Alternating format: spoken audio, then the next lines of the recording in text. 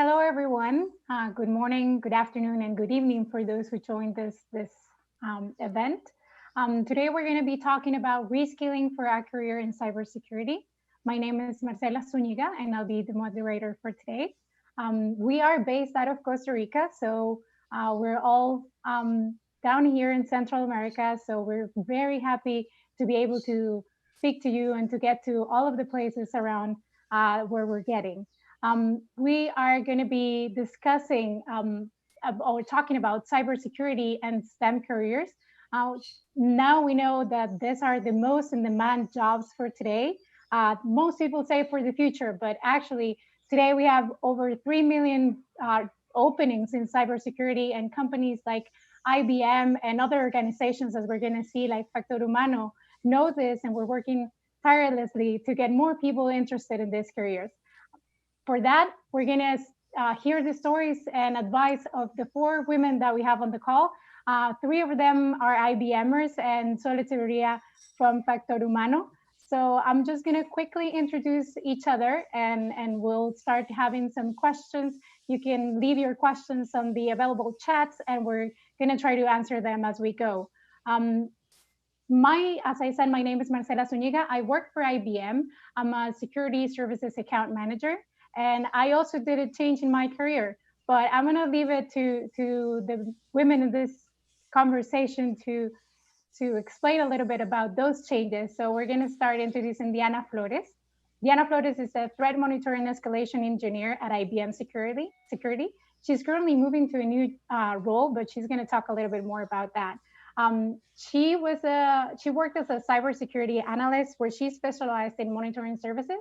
And that led her to become an escalation engineer, where she deepened her skills through handling escalations, clarifying threat monitoring services to her clients, to IBM's clients.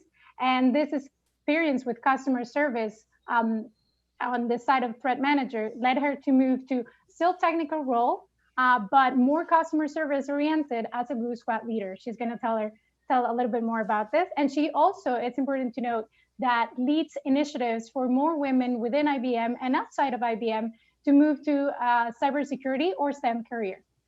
Next up, we have Sol Echeverría. Sol is an entrepreneur. She's a psychologist, professor, and coach. She's the founder partner at Factor Humano.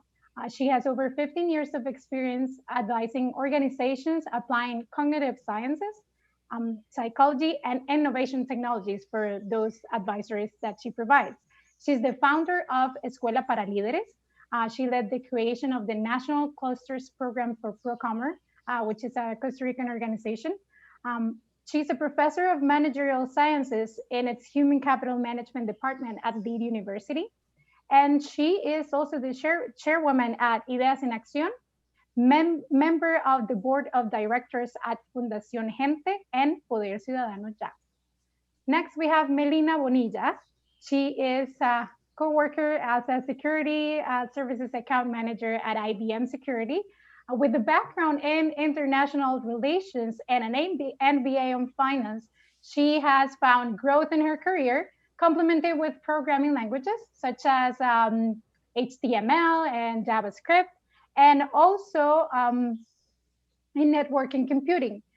This experience helped her with the role in automation and robotic solutions, in addition to extensive background in tasks such as workforce management, sales enablement, and contract creation. And we also, and she just mentioned that she acquired the CompTIA Security Plus certification just yesterday, so we're celebrating that achievement. And we have Krystal Mata. She's a curator level 2 support engineer at Advanced Threat Support at IBM Security, and started as an IBM as a software packager in QA, and then took the opportunity that was offered by IBM with the first Cybersecurity Academy, which helped her move to that department and then become a curator admin.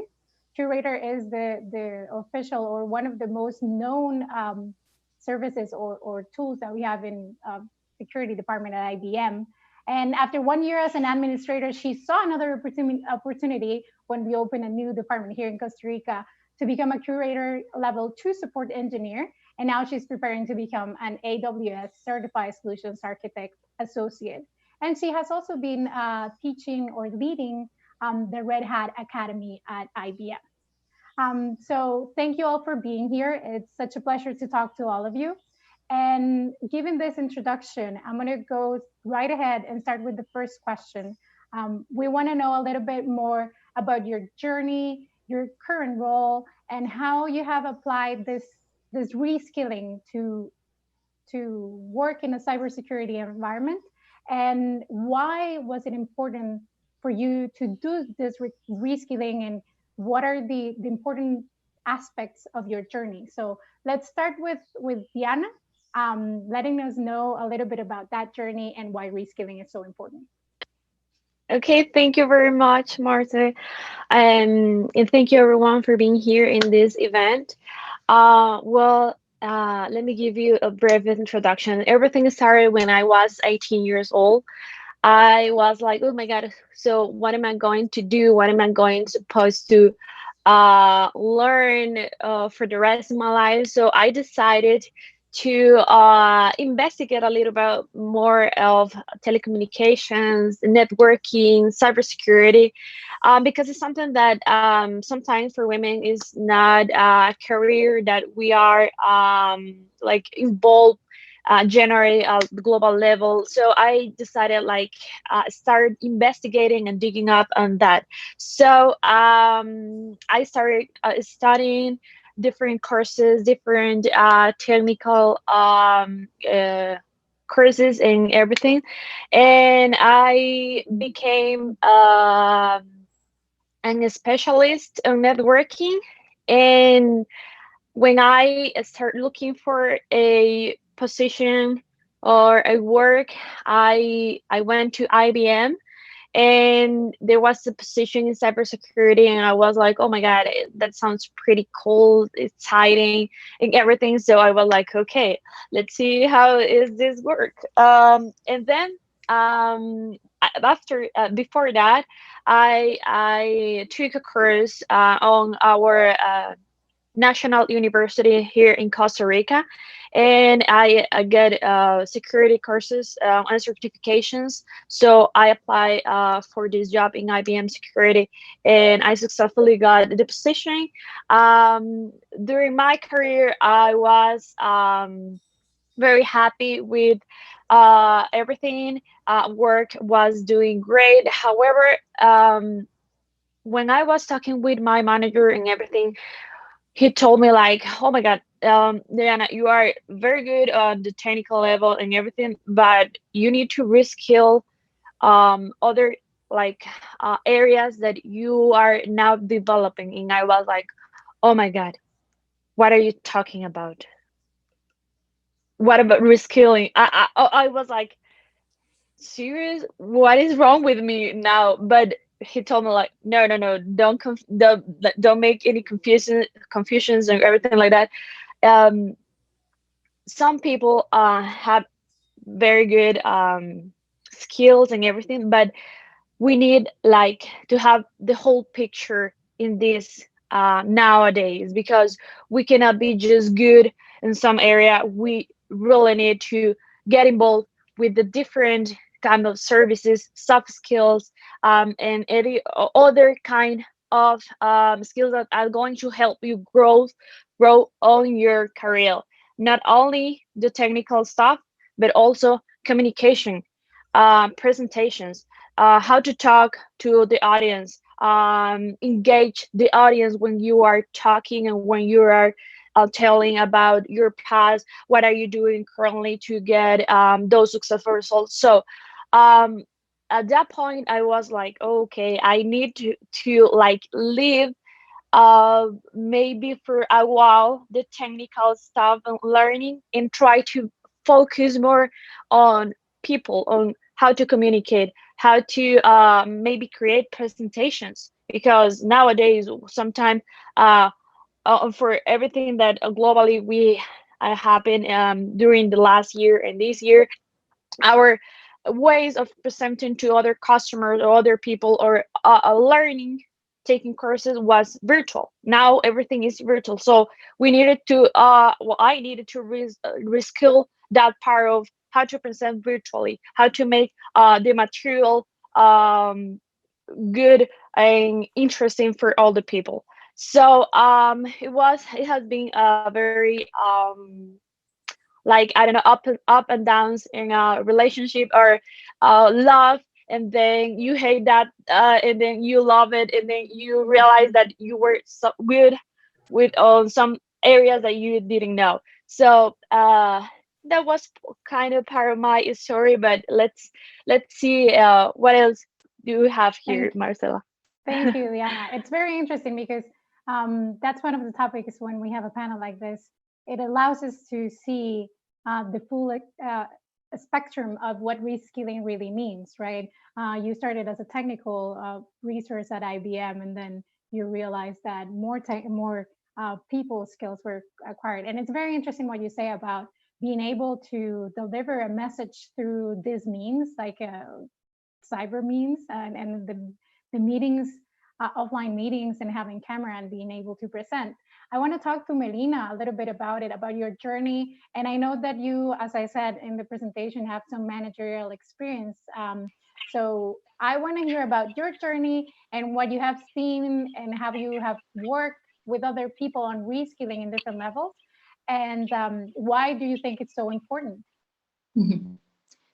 Yeah, like you said, my experience had been mostly on management, different type of roles, and my background on financials and administration. It was a challenge actually because working on a multinational company such as IBM and the technology, it's actually crucial. So I had to reskill myself and started learning about programming languages, robotic process automation, automation in general, artificial intelligence, big data, and now cybersecurity networking. I think that is very important that you don't say, okay, because I'm in a management position, I don't need to understand the technical details that my people work with on a daily basis, because that will set you aside of the conversations that are happening every day, that will not allow you to get in touch with your teams. And you cannot just say no because I work in a financial aspect or I need to oversee the results, the gross profit, the management, the performance. You cannot just say that technology is not my business, it is my people's business. It doesn't work that way. So I think each one of us need to make an effort to understand and stay up to date and current with the new technologies, with the changes that are coming. And that's why certifications, online courses are available. And I really encourage people to actually do that. And IBM, I work with other coworkers in a program where we actually set some career paths, short career paths, online courses, and academies, also 3 4 months academies, where we can train people and help them upskill and reskill. In my case, it was a completely reskilling. I was learning something that wasn't my major, but it was very interesting. It captured my attention and it helped me a lot. Some people, they were upskilling, they were already on a technical area, but for example, they just knew the basics.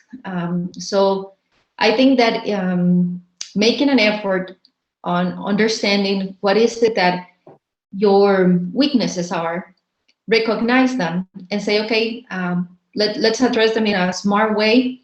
Maybe I want to take some mentors, to help me with some things. I'm going to go to the university. I'm going to self-study. Each one of us learn in a different way. So first of all, let's recognize what is the best way for us to learn, and look for help. There's help everywhere. There's lots of resources online. Even if we're virtually, we can get a coach.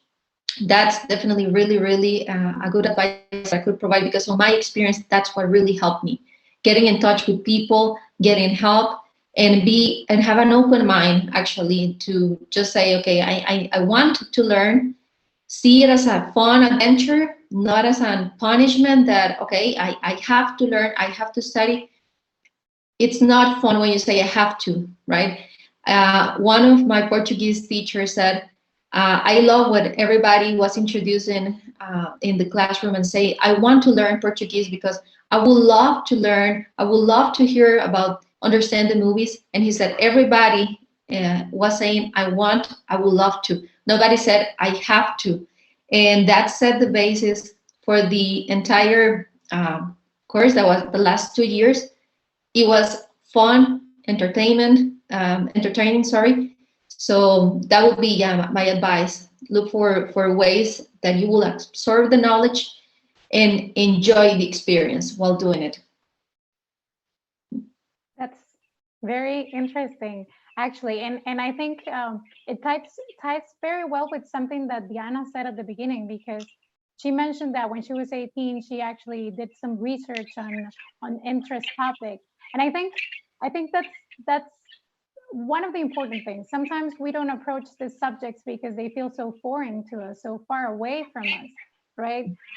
So getting into them with an open mind and researching what you like, because let's face it, sometimes not all the areas are for everybody, but we have to try, and only with trying and trying to learn at least a little bit, we're gonna know maybe this was for us, and we just didn't know because we didn't approach it.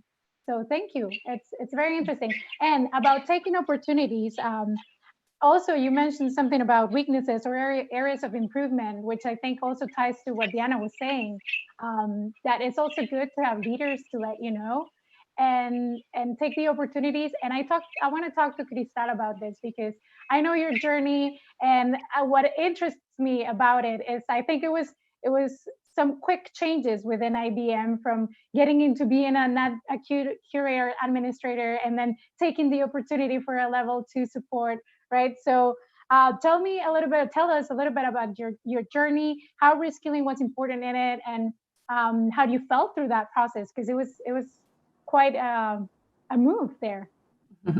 Thank you, Marce. Yes, right now I'm a curator L2 support engineer. About my journey, it has been very challenging. I won't say it has been easy, but I have enjoyed the process. When I started in IBM, I was studying systems engineer. I remember that in my career, it was all about programming, and I didn't like that. I wanted something else. I was looking for something different, always related to my career, of course. When I started in IBM, it was in a non-technical position. Despite of that, I know that it was an opportunity to learn, to reskill, and to get where I wanted.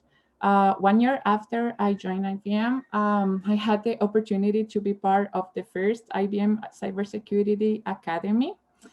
I didn't know anything about the topics we were going to learn in that academy. However, I say to myself, you can do it. And indeed, I learned about Linux, networking, cybersecurity, curator. That academy opened a window for me. Thanks to that academy, I encourage myself to learn, to improve my skills, my knowledge in those areas. And then I have the opportunity to move to be a curator admin. That was a non-technical and technical position, was a mix. However, I had also the opportunity to be around people with a lot of knowledge. I learned from my coworkers in IBM. I know we have the resources to go beyond, to learn about what the market demands, to learn about where is the company moving to. I knew that I wanted, I don't know, but I wanted something related to Red Hat, to Linux. I love Linux. I love it. So I focused on that, and I took courses. I read books. Everything that could be related to Linux, I was there. Then I had the opportunity to move to curator L2 support with. I knew that that was a challenging position. I didn't feel like prepared. However, again, I say to myself, you can do it. This is an opportunity. You have been preparing for this. Once you move there, you will learn more than that what you know right now. And yeah, actually, I moved here and I keep on learning every day. You never stop learning, and reskilling has been always part of in my career. It has been always here. It's something that I try to focus on, to keep relevant, to keep up to date to the new changes, and to keep moving with the company too.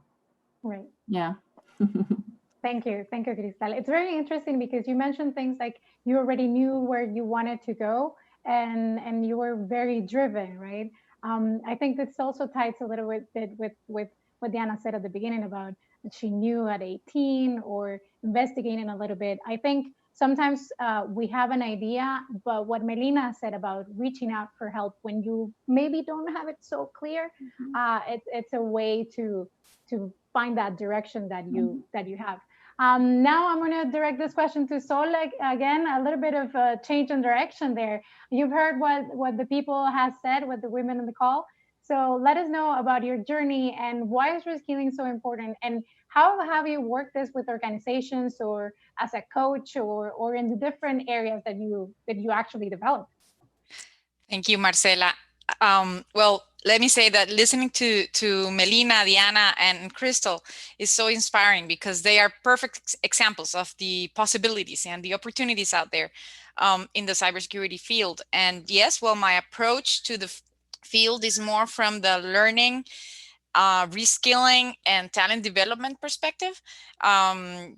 This is mostly what I do, but what I have found more interesting when I started a few years ago going into cybersecurity from my field, I'll elaborate in a second, is what a broad and transversal, if you want, field this is.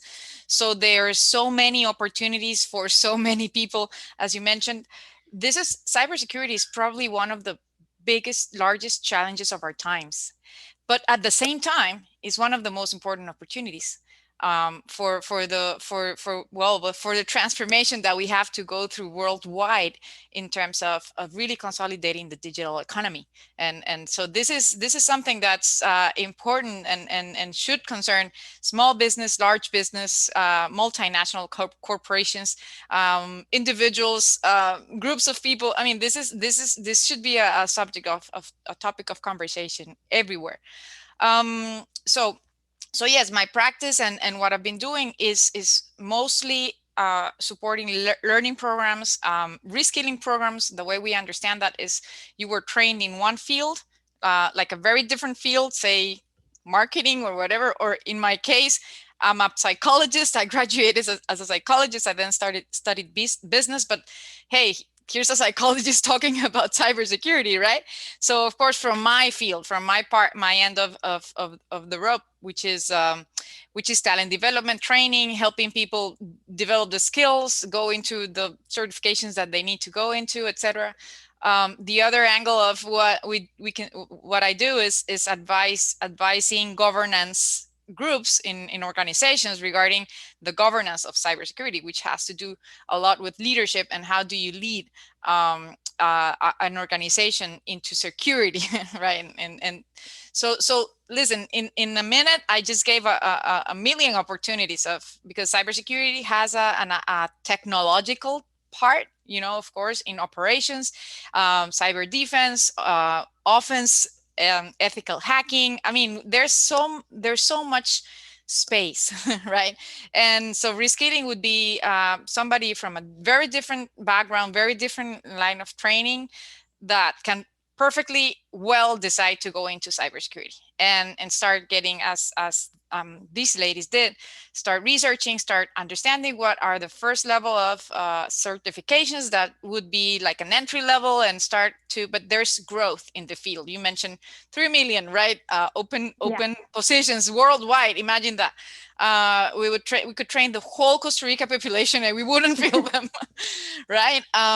So there's a lot of opportunity, and I would say particularly for women, I'd like to think we're working so hard. I also, as you mentioned, lead a program where we mentor young girls to try to help them decide to go into a STEM career.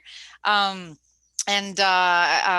where we collaborate closely with IBM, of course. You have been great support to our program, and yes, it's a great opportunity for women cybersecurity because we're very good at it.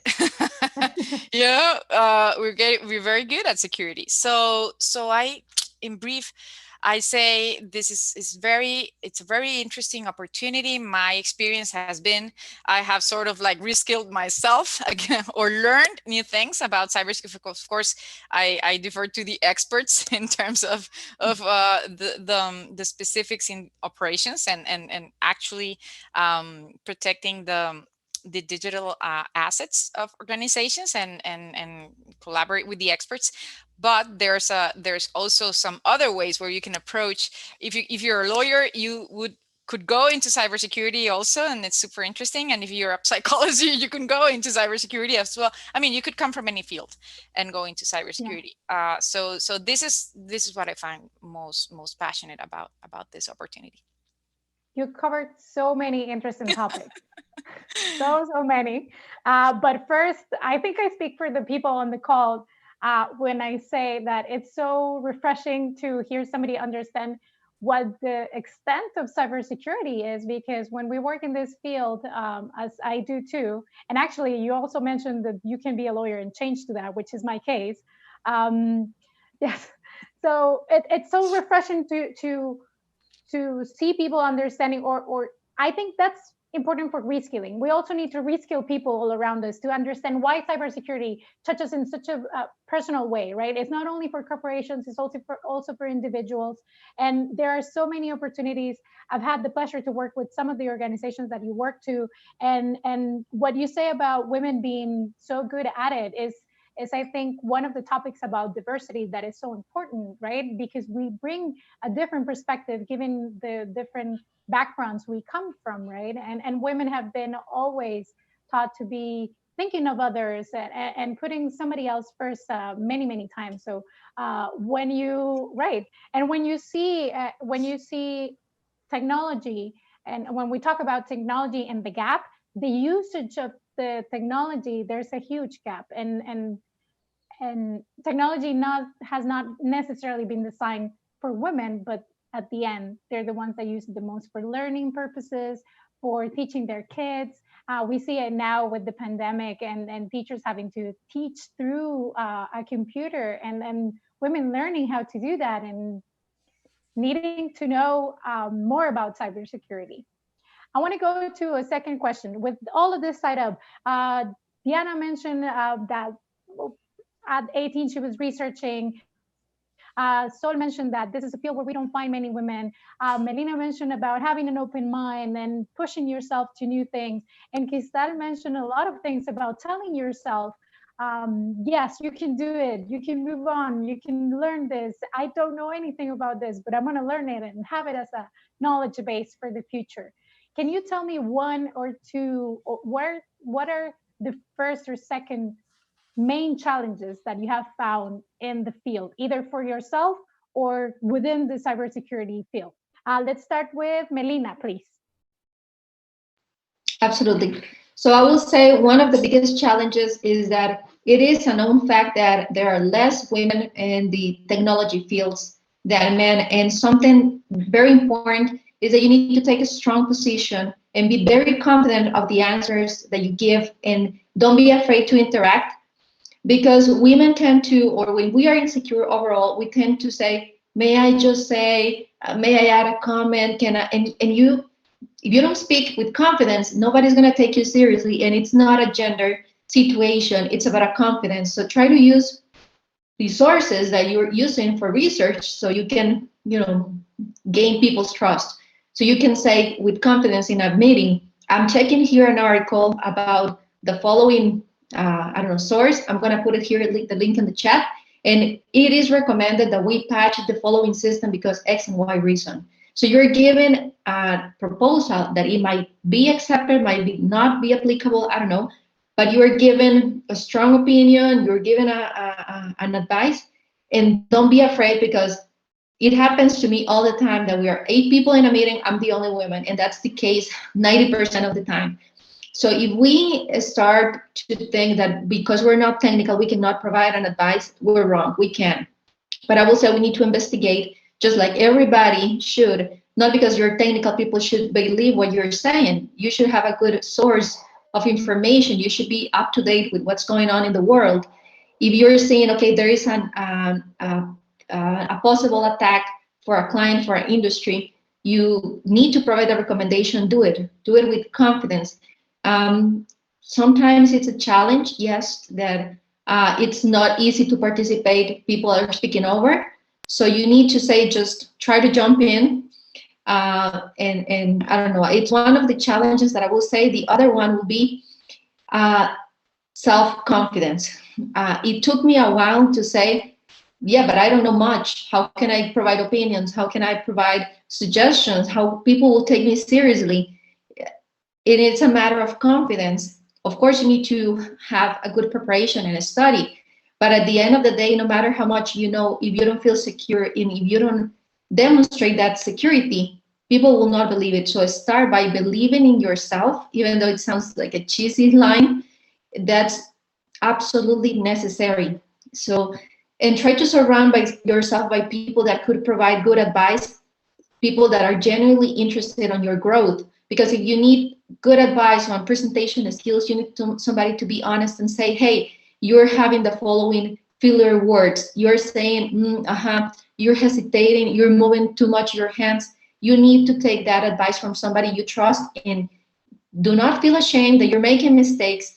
So try to practice, and I will say that's it. Practice a lot, be confident, and use sources, right, to sustain your advice so people can take you seriously. Thank you. I think that confidence comes with that practice, right? And also, when one thing, just to add, one thing that I would add is that, yes, we need to believe in ourselves. And sometimes when we don't, we have to find other people around that believe in us and reminds us that, right? I have people around me that tell me, remember that you believe in yourself, and then it clicks in your head, right? So Diana, what are the challenges that you think you have faced during your journey, or the main 1 or 2 challenges? Okay, I have well, a lot, but maybe I want to give you 2 examples. The first one will be like talking about reskilling, about myself and everything. When I was talking with my managers and everything, I realized that I had not some soft skills, like I was not good at making presentations, maybe talking to the clients, or trying to explain technical things to clients or other departments that will not involve or have not that knowledge, technical knowledge. So it was a challenge for me, try to look for the correct words and try to explain to them everything.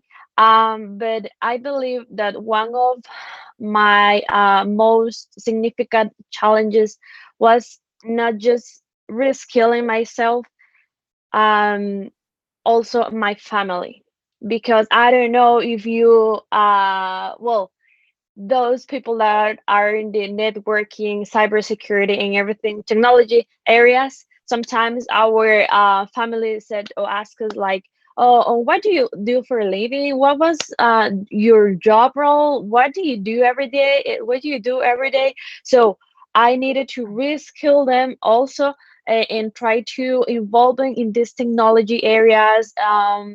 Also trying to educate them, talking about cybersecurity, everything. So that was that is an interesting challenge that nowadays I'm currently having, because well, we have elderly people, we have our parents, maybe sisters that are not involved in this area. So why not try to help and reskill other people that are not very like have a close relationship with all this Right. technology. And so I that those two maybe examples are the challenges that I have. That one's actually very interesting. It ties with what Sol was saying before, that this affects us in an individual level and how we train people around us, not only to understand cybersecurity as a huge thing for companies, but also how it affects their daily lives, right? More so that we're connected permanently, right? Krystal, can you tell us a little bit about some of the challenges that you have found? Sure.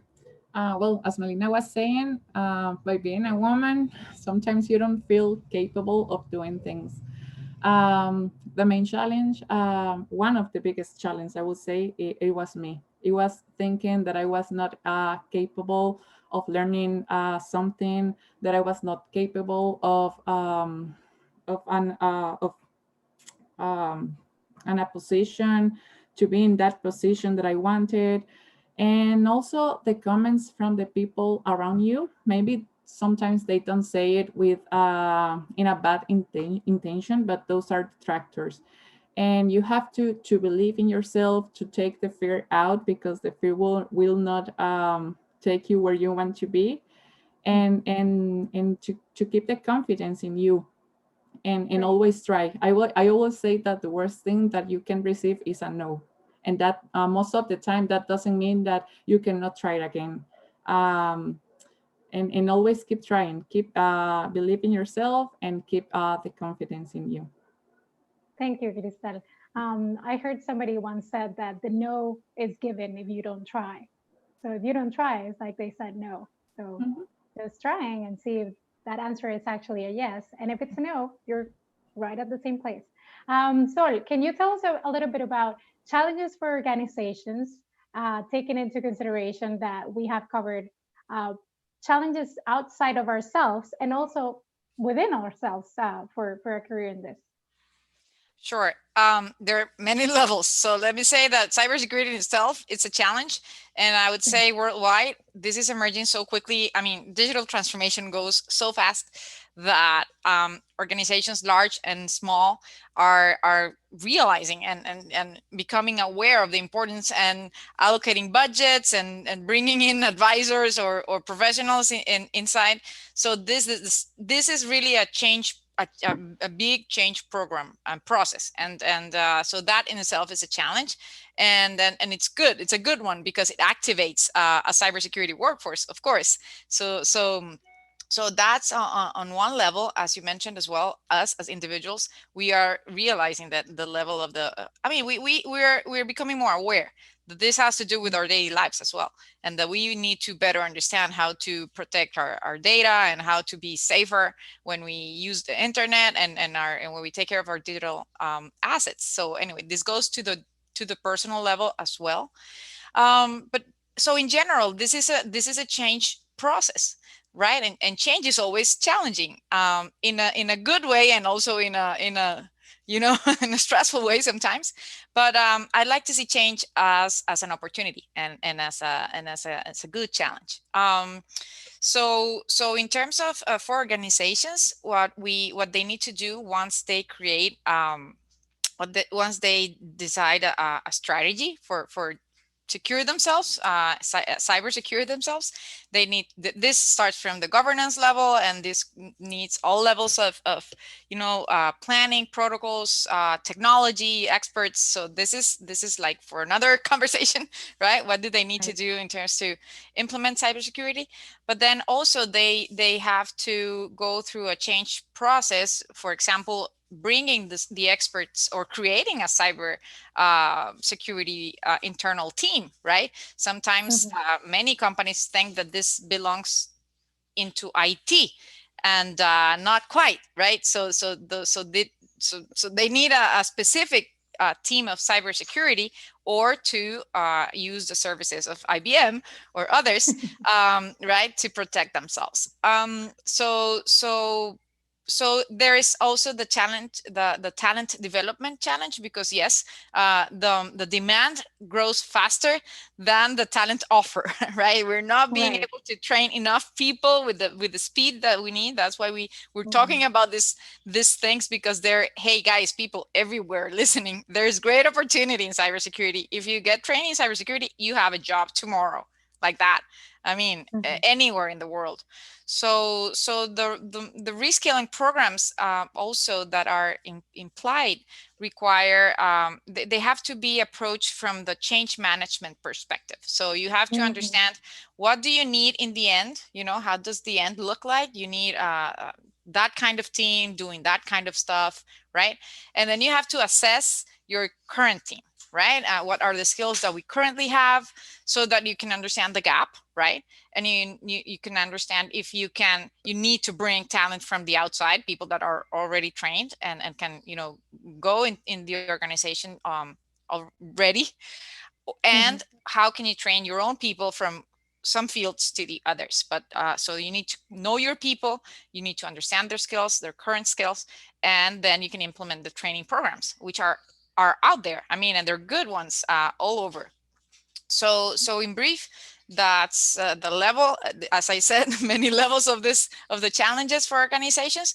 The perspective is change management. It has to be led with a change management lens, I think. Thank you. You, on your answers, you cover so many topics. One I do want to bring out, and then I'll get to the next question with you, is that we forget a little bit about how cybersecurity is not something that it's away from us, completely away from us. We need to understand that people, the actual people are the ones that can present a threat, right? There are actual people behind the threats and the dangers in cybersecurity. And also, we are the gatekeepers of the information, of the systems, of everything, right? So getting to that level and letting people know how this is moving so fast, as you were saying, it's challenging and it's interesting, and it moves us forward faster than we thought. You actually covered the third question that I wanted to start with you, and one of the questions that we have in the chat, which is, how can organizations create programs for reskilling, and what are some best practices? So I wanted to start with you on that one. You already covered what I wanted to ask, which is advice and next steps, right? So you said change management is where we need to start. But this question, how can organizations create programs for reskilling? And what are some best practices? I think deepens into that third one. Yes, so can you tell us a little bit about that? Absolutely. I can provide some specific advice on that. So the process would be, again, the best practices for a reskilling program would be, firstly, start thinking about skills, right? This is skills. So it's putting skills at the center. The way do you develop skills is more by action learning. And they're like the certification programs are very much action oriented in learning by doing. And of course, there's theory, but there's practice. So the way do you develop skills is through practice. So that's one thing. It's not just theoretical, right?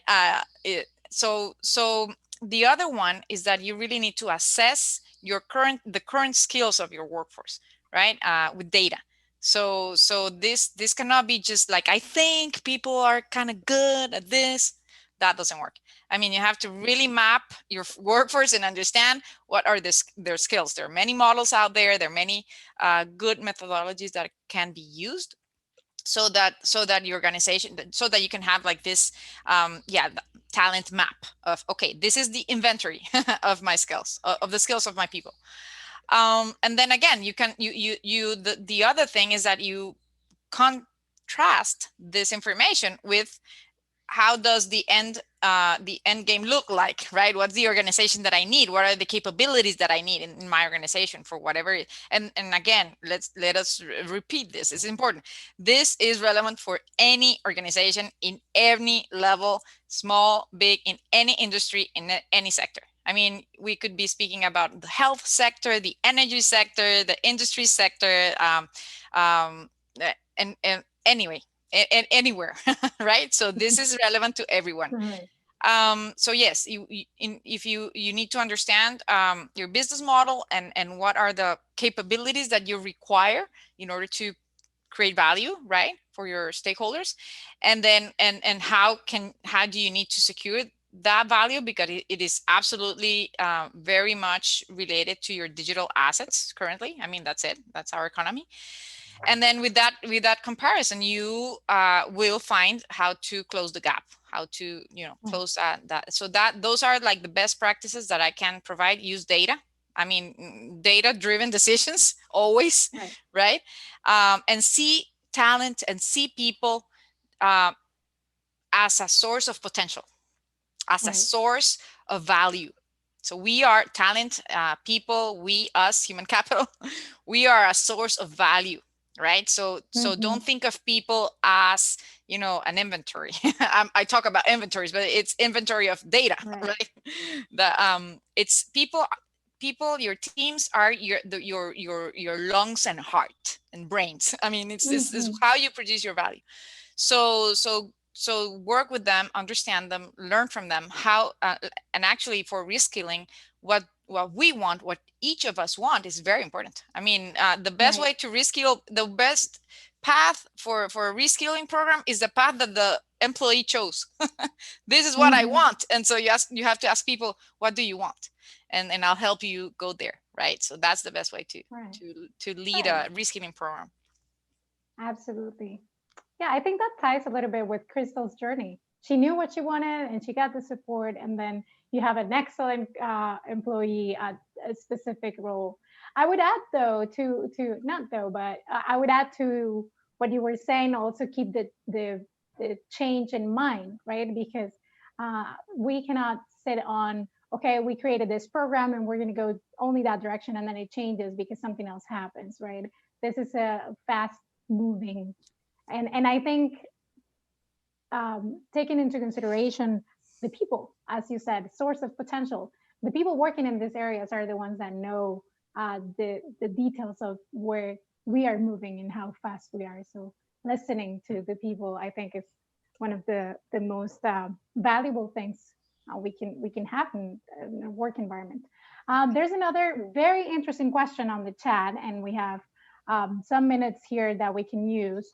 And I want to address it with Melina. The question here is, do you feel that there are gender discrepancies with reskilling? And do you find more women or men? Do you find that women or men are more open to reskilling?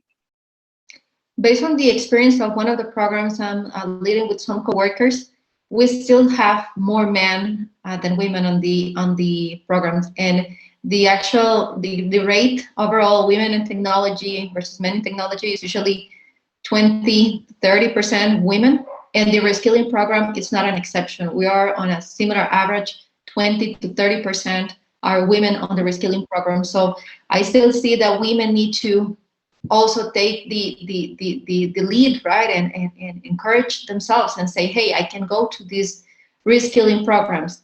I will see a great value if I do it. So we need an improvement on that as well. Thank you, Meli. And this takes me to Diana and Krystal, because you actually you studied engineering, right, both of you? So what would be your advice or possible next steps, or what would you like to say, given that we know that we are at 20-30% only women in STEM careers, not only in cybersecurity? What would be your advice, given that you went through that career? Diana, let's start with Diana. Sorry.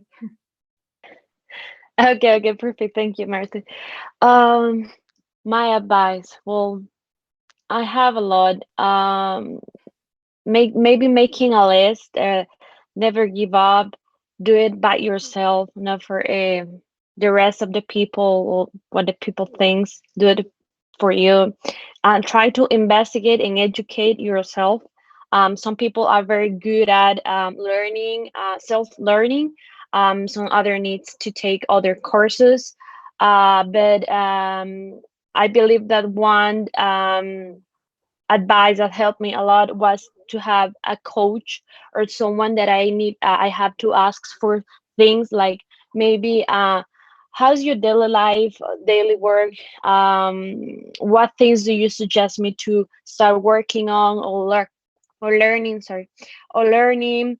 um Try to do not get like frustrated when you don't understand something quickly, because sometimes it requires practice, time, and experience. There are some things that you are going to learn in a book or reading an article or seeing a video, but it doesn't mean like you are going to obtain the full knowledge or expertise just seeing that or reading that article. um Keep try to have keep to have like patience. um Ask as much as you can, because when we see like, okay, I'm not sure if this is a good question or maybe if it is a dumb question, but don't think like that. Sometimes we have important questions that make other people think like, oh, that's an interesting different point of view, and you can start a discussion, or maybe uh, another ideas can come up. So I know those can be some of my advice. Maybe Chris Yeah. have some others. Chris, do you have any advice? Yes, sure. Well, my first advice is to always believe in yourself. As I've been saying this a lot, but it's the truth. Believe in yourself. Believe that you can. Ask, as Diana says, ask to other people what how can they help you, how what you can learn. Try to keep relevant. Try to keep up. To keep up to date to the new changes. Try to search where your company is moving on. As to your manager, what are the resources that your company offers to you, because you don't have to always pay for courses, or you don't have to buy books to learn. In the internet we have a lot of information. And always try to have people around you that support you. Try to be with people from you can learn. Yes, that would be my advice. Thank you, Kristen. I actually wanted to add another advice here from a personal perspective, and I think it's good for women. Sometimes in the work environments that we develop, we find challenges that we don't think uh, that we think are challenges for everybody, and sometimes might be only for us women. So I think talking to other women just to correlate with them to see if they're experiencing the same things is good to know, because what I have found is that sometimes you feel like you're the only one that is experiencing something, and knowing that it's not only you, or that there are more people with the same challenges and maybe they have already overcome them, will help you also move forward. And I think this also relates to having people around that will help you improve, that will teach you, that will let you know. We talk a lot about believe in yourself, and sometimes when we maybe are too stressed out or too deep in our heads, we're not necessarily believing in ourselves. So having people that believe in yourself, other women that believe in yourself, I think it's important for other women to join these careers. So I wanted to close with a keynote from Sol, because I know Ideas en Acción and Fundación Gente and all of these programs work with women, adolescents, and kids. So what are we talking about there for more women to join this career? Well, I'm so glad to see that there are so many things going on, and it's good. But I think us, and this is kind of a piece of advice, I think as well, I would advise anybody to everybody to consider cybersecurity for career development, and us or the people who are already in cybersecurity to become ambassadors of the message, and really go out there and be out there, out and about, recommending cybersecurity as a field, because it's really so full of opportunities in so many ways. It's such an interesting field, well paid. I mean, it has everything, right? So yes, that's what many programs are trying to do. And some of the ones where I collaborate go very much into the fiber of education, the education system, right? Because it's important also that from the early years, hopefully in the national education programs, cybersecurity is really much, really very much at the core of the learning process, and from many perspectives. So this is very important to work from education, and of course it goes side by side with the work that continues to be necessary for supporting the entrance of women into STEM careers, because well, systemic challenges are still there. Gender bias is still very much real, not only in education but also in workplaces. So we have to continue to tackle that. We have to continue to also show the success stories of women like the ones that we have in this panel, which are great stories, and they I believe many of them mentors within IBM and also outside, and such great examples for the young girls that are, trying to figure out their future and try to imagine a future career. So that's, I would say that I think us women that have the privilege, of have had the privilege to get a good education and the possibility to choose a career and work in what we want and like, we kind of have a responsibility as well. And that's what we want to also, that's what we do in the programs that I am related to. We help women find their purpose, what drives them, and also pay forward in a way, right? Connect with other women. And this is the way that we are going to, these networks are the way in which we are going to flip this thing, right? Right. It probably take another generation, but the generation behind us Yes. really gave us a lot of leadway, right? We stand in the Right. shoulder of giants. Yes. So I would say that yes, paying it forward and giving some of our time, all of us, to some program, to connect to some network, try to mentor someone or inspire someone else. And that's the way we bring change. Thank you. Thank you very much, Sol.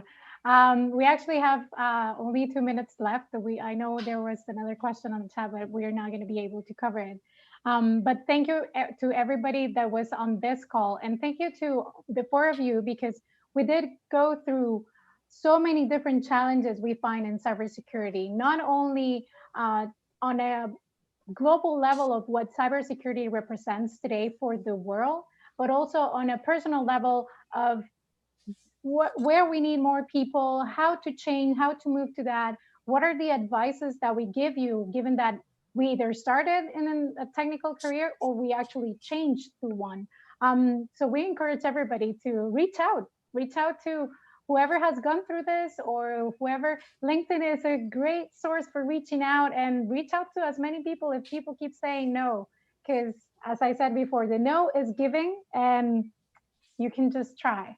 So I think this covers or closes the conversation we had today. Again, thank you very much for listening. You can find us through LinkedIn, all of us here, and address any other questions that you have or ask us about any topics we covered today.